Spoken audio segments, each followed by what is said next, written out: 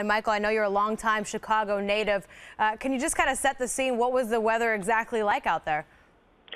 Well, it's one of the worst afternoons of weather that I've ever seen. I've been gone a long time, living in Washington, D.C., gone from Chicago. But just in listening to people who are sitting around who have not been, who are season ticket holders who've been, who were in their 50s and 60s and older, they said it's some of the worst weather, if not the worst they've ever seen, which is saying something.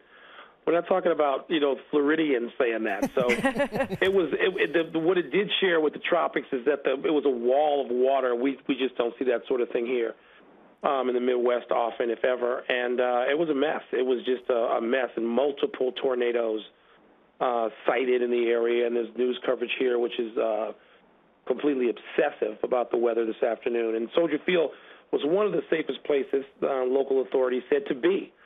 Along with a couple of the museums. We're talking about buildings that are 100 years old and have weathered literally all kinds of weather. So, being in Soldier Field wasn't a bad thing. Ultimately, they're playing football again. The sun came out about a half an hour ago, which was ironic, and they're back playing on a completely muddy and slippery field.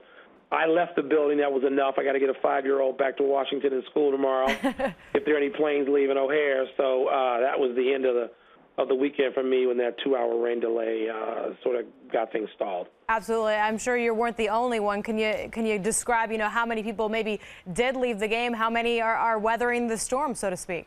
Well, I think a third probably left the game, so we're talking maybe 20,000 people out of 60,000. Soldier Field is, I think, the smallest stadium in the league at this point, about 62 or 3,000 capacity. My guess, and it's just a guess, is that about a third of the people left. A lot of people come back to see the Bears from wherever they live now throughout the Midwest, are catching flights, and there's people who were trying to get back to work who have to get back, and they didn't know how long this was going to last, whether the game was going to end at 5 or 6 o'clock, and they weren't going to be able to see all of it, and so they bailed at that point. People who were sitting out in the elements, I was sitting under cover, so that my seats were bone dry, but people did have to leave. People got other stuff going on, and there are reports of another storm. Oh, geez. So there's the radar. Last I checked, I'm still trying to check in on what the weather is as I get ready to go to O'Hare. There are reports of another storm moving through here shortly, and if that is the case, and they've already advised that at Soldier Field, there will be whatever delay is necessary to have. Again. All right, Michael Wilbon, a man of many talents. We're turning you into a weather reporter today. Thanks so much for joining us on SportsCenter. All right, you guys. Thank you.